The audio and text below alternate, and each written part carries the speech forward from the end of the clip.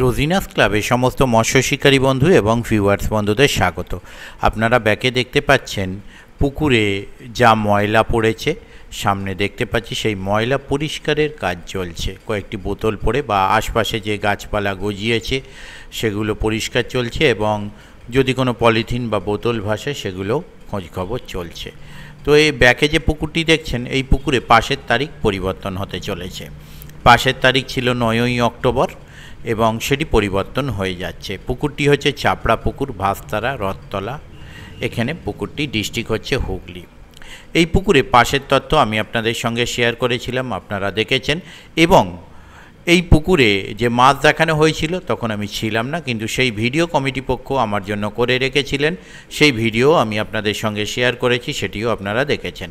নতুন পাশের তারিখ হচ্ছে 16ই অক্টোবর 2025 বৃহস্পতিবার।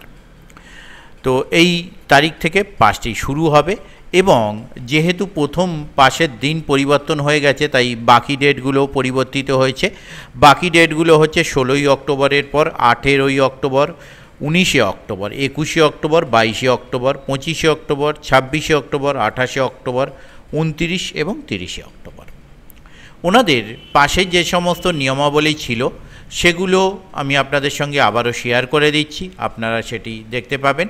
আর পাশের তারিখ পরিবর্তনের কারণ হচ্ছে, এর পুকুরের পাশে আমরা জানি চাষবাসের জমি আছে, ধান জমিতে ওষুধপত্র দেয়া হয়েছিল। তো প্রচুর পরিমাণে জল হওয়ার জন্য সেই ওষুধ মিশ্রিত জল ধান জমি থেকে নিচে পুকুরে নেমেছে। নামার জন্য জলে সমস্যা হয়েছে এবং রুই মাছের গায়ে একটু দাগ এসেছে বা কোনো সমস্যা দেখা দিয়েছে রুই মাছের গায়ে।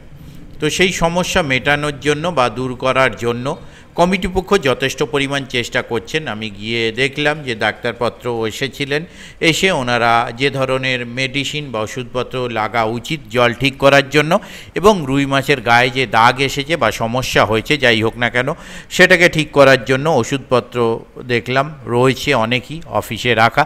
সেগুলো পর্যাপ্ত পরিমাণ সময় মতো দেওয়া চলছে, যাতে আগামী দিনে যখন পাস শুরু হবে তখন শিকারী বন্ধুরা মাছ ধরতে পারেন, এবং মাছ যদি খায় শিকারী বন্ধুরা, মাছ যদি পান, তবেই শিকারী বন্ধু যেমন খুশি হবে, পুকুরটি তেমন আগামী দিনে ভালোভাবে চলতে পারবে, তাতে মালিক পক্ষের ভালো হবে, এবং আমি যখন ভিডিও করতে যাব আমারও ভালো লাগবে যে শিকারী বন্ধুরা মাছ পেয়েছেন, আমি আনন্দ করে ভিডিও করতে পারবো। তো যাই হোক, আগামী দিনে কি হবে তা বলতে পারবো না। যদি কারুর কোনো জিজ্ঞাসা থাকে তাহলে আপনারা ওনাদের কন্ট্যাক্ট নাম্বারের মাধ্যমে কন্ট্যাক্ট করে নিতে পারেন।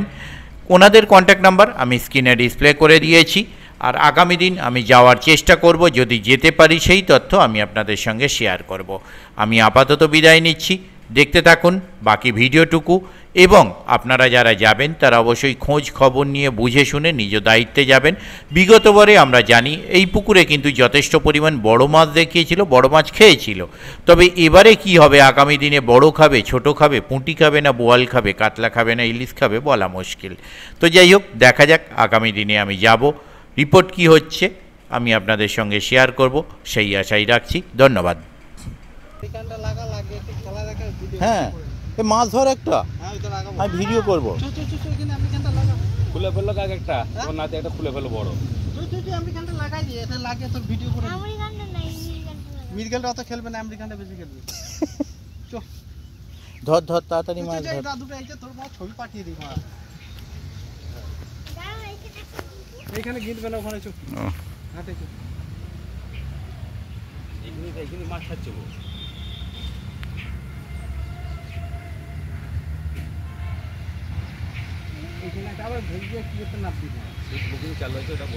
সে বলে দেবো যে বুকিং করতে পারেন, অসুবিধা কিছু নেই।